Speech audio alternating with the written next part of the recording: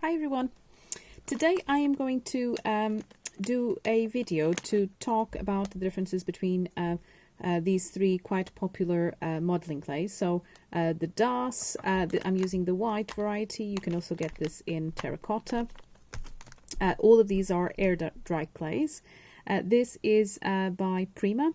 It's their redesign range. It comes in this plastic pot, makes it a bit easier to make sure that it's going to stay airtight, which is what you need to do with all three of these.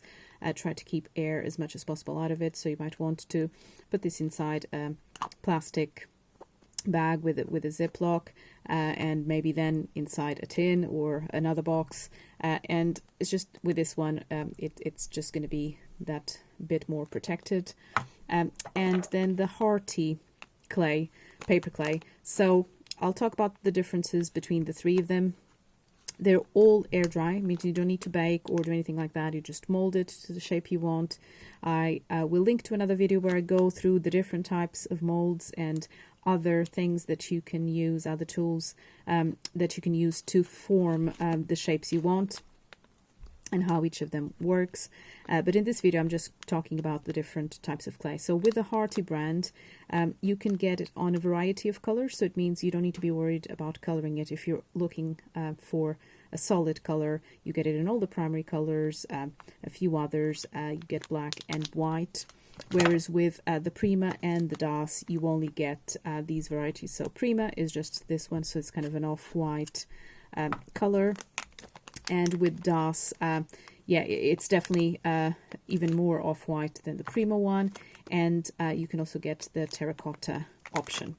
So what I've got here to talk through is the DAS one first. I'm not going to show you this packet because it's going to give you the wrong impression, because I've had this for over a year. It's quite dry by now, but I want to show you that you can still use it. So with the DAS, even if it's dried out, do not throw it away. You can put, if it's a big block, you can put some holes in the block, make some holes in the block, sorry, put it inside a plastic bag that is watertight, pour some water into it, and you can leave it overnight, and then you could knead it the next morning when you come to it. I did the equivalent to that, but just by putting a bit of water on my surface here, and I dipped the bit of clay into it. I've been kneading it in my hands for a few minutes, and now it is ready to use. You can keep adding more water or more clay if it's not quite the right consistency. But of the three options, this is definitely the one that you're going to have to work hardest at. It's the densest of the three clays. It's also the one that will end up being the heaviest on the complete piece once it's dried out. So I've got one of my Katie Sue molds here, and I'm just going to apply this. So in terms of how you use each of them, they're exactly the same type of approach. It's just with something like this, you're going to have to just work harder at kneading this so it becomes as seamless as possible in terms of the material, not showing lots of cracks and things like that, and in pressing down to make sure that all of the embossed and debossed parts of the mold get a good impression on this.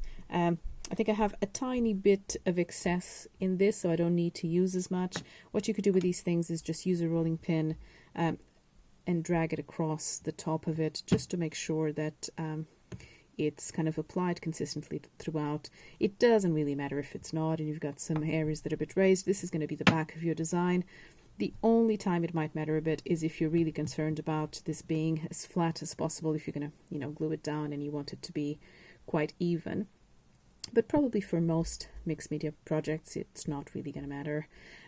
What you might want to take some time doing, because it's so much easier to do it at this stage, is to make sure that the clay is not overflowing the edges. So what you do is you just drag your finger from the outside in, and you just want to make sure that that is all in, the clay is all inside the margins of the mold, as opposed to spilling out. And that is just because otherwise it can get quite an even feathery look. You can then use sandpaper and stuff like that once it's dried, or once it's still pliable, you can use an X-Acto knife or scissors or something like that to neaten it. But it's just so much easier to, if you need to get the excess clay out.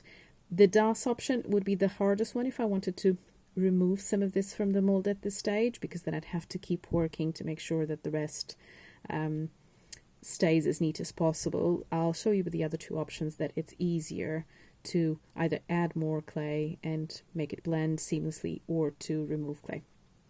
Once you think that the design, you've pressed down quite a lot, you think it should have taken up all the features of the design, then you're ready to just start bending. This is silicone mold.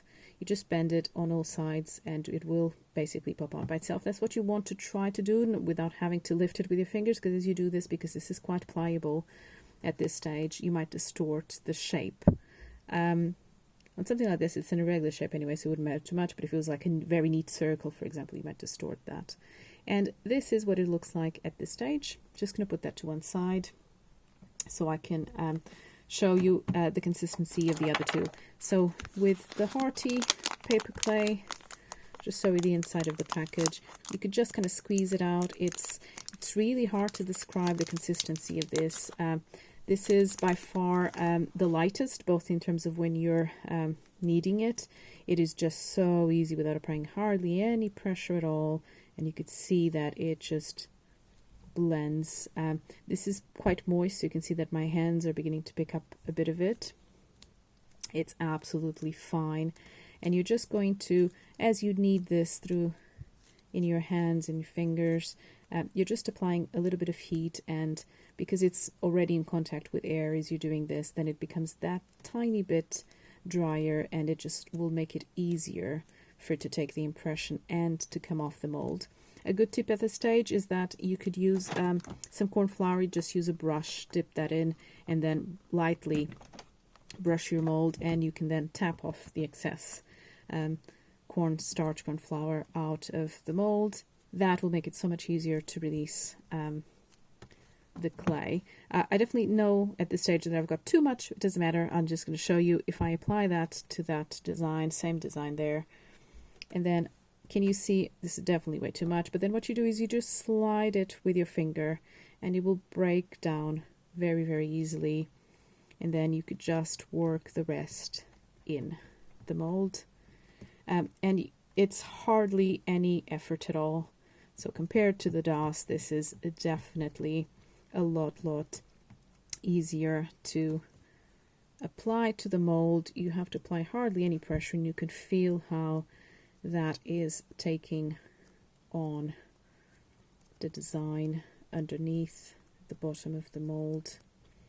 When you're ready, this might be a little bit trickier than the DAS one to release, because I can feel that it's wetter, but because this is silicone, this is the beauty of these molds. You could just keep bending it on all sides, trying to prompt it to come out by itself. Keep bending, bend it on that side. We want this to go, and it's fallen off, and there we have it. So it also picks up the detail really nicely. It's worth saying, I think you can see it in the mold here, it is meant to be an uneven surface, okay? So it's not that this is really bad. This is exactly what it's meant to look like, because it's meant to look like a cobblestone type of thing. So that is the paper clay. I still have a bit left. I'm just going to put this to one side for a second, and I'll use it for something else. But I just want to show you the last of these three comparisons, so the Prima modeling material. This one, try to get you an idea of the consistency of this. This is heavier than the Hearty Soft, and it's lighter than the DAS. So this would be the middle of the range, as if it were. And the consistency of this is... it's not as difficult to work or to knead as the DAS. A little bit more, you're going to have to apply a bit more pressure than you do with the paper clay, with a hearty paper clay. But it's still very easy. It's very kind of buttery smooth. It reminds me of fondant, both kind of the look and feel of it, the consistency. I'm just going to place it inside, and I'm going to close the lid on this before it begins to get too dried. And the same thing, you're just going to knead it a little bit your fingers, and then when you're ready, you can apply it to the design. I think I'm going to apply to this design here, just because I'm not sure if you can pick it up on camera, but this is now, because the paper clay was a little bit wet, the design is a little bit stained with tiny bits, so I'm going to try to avoid getting that onto this one. A good tip at this stage as well is whenever you need to clean them, whatever material you've used, and please do check the blog link where you can, I'll put a lot more detail in the article about different materials you can use things, and as I said, I'll post a link to the other video where I talk about different molds and what materials you can use. Even if you've used other material that tends to leave a bit more residue, please check out my tip on how you can clean these very, very easily. You don't need to buy any specialist products to clean them, so check that out. So I think this is now ready to apply. I'm not sure this is going to be enough for this design. I don't think it is, but what I'll do is I'll actually use this as an opportunity to show you that even if it doesn't fill the whole design up to the top in terms of kind of the depth that it will have, the really important thing just means it's going to be, you know, thinner. You can see it's not really coming up to the brim there, but it's fine. The important thing is that it's all the way around so that you don't get any bits of the design missing. It just means that it's not going to be as tall, as kind of thick as the other pieces, because the other ones I've let it come out all the way to the top. In my article, in my blog, I will put details like the weight of the finished pieces, so you can understand how much difference we're talking about. And we're talking about a huge difference between the three in terms of the finished weight of each of them.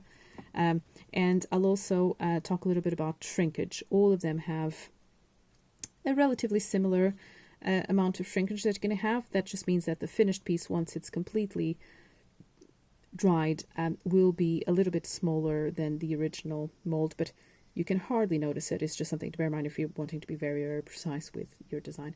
Once again, this pops out very, very easily. I'm just bending the mold. This seems to be a little bit stuck on that side. There we go. And if I could pick this up to show you closer to the camera, again, a really, really good impression.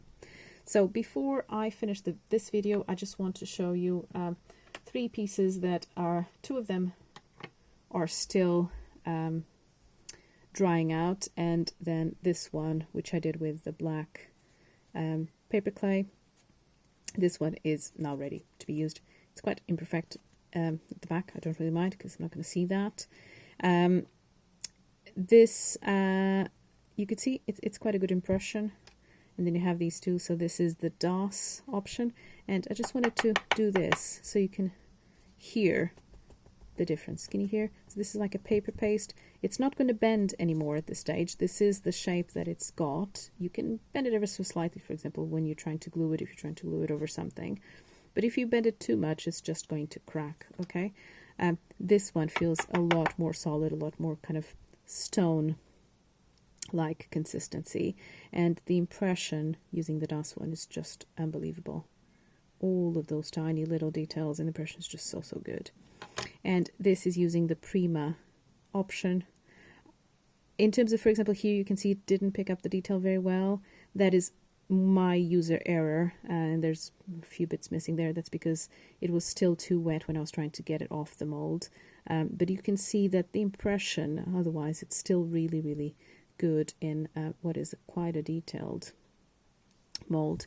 And it's not fully cured yet. You need to allow about 24 hours for the DOS and the Prima, whereas the paper clay, it's going to be a lot less than that, probably a quarter of that time for it to be dried.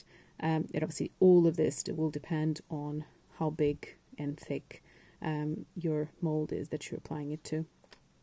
So please check out my other videos to do with paper clays and molds and how you can use these to shape things. But I hope this was an informative video. In case you're wondering which one of them to go for, check out my blog for more details and kind of pros and cons of each of these. I'll talk about prices and the weights and the shrinkage and a few more details like that. Hope you found this useful. Thank you very much for watching. Till next time. Bye.